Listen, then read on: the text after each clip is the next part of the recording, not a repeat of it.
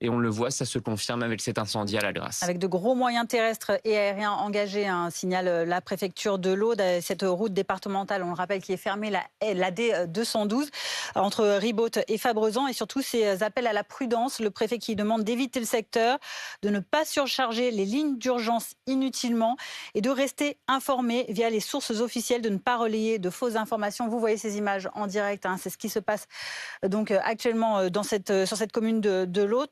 Des images qui montrent en tout cas la rapidité de ce feu qui progresse. Et donc, Anthony, ces rappels toujours à attendre des instructions des pompiers qui vont déjà, eux, tenter de limiter l'extension de ce feu et surtout de rester très informés auprès des préfectures. Oui, totalement, rester informé. Alors la population le sait, mais on pense aussi aux touristes, puisque l'Aude est un département touristique et nous sommes en pleine saison estivale.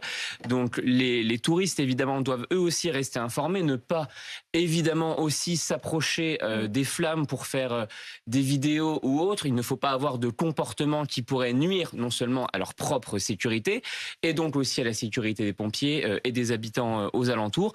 Donc voilà, rester informés, rester vigilants. Et rester à l'abri parce que là, il n'y a pas que le feu, il y a aussi ces fumées. On a vu qu'il y a un panache de fumée assez impressionnant, très dense. Ça peut aussi provoquer des intoxications. Oui, totalement. Le gaz qui s'échappe justement de cette végétation en feu peut être toxique lorsqu'il est inhalé en grande quantité. Donc, il ne faut évidemment pas s'en approcher.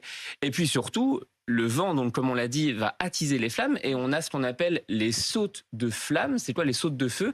Eh bien en fait, les braises, les très petites braises peuvent parfois se déplacer de 300 mètres en quelques minutes, tout simplement parce que ce vent est très puissant.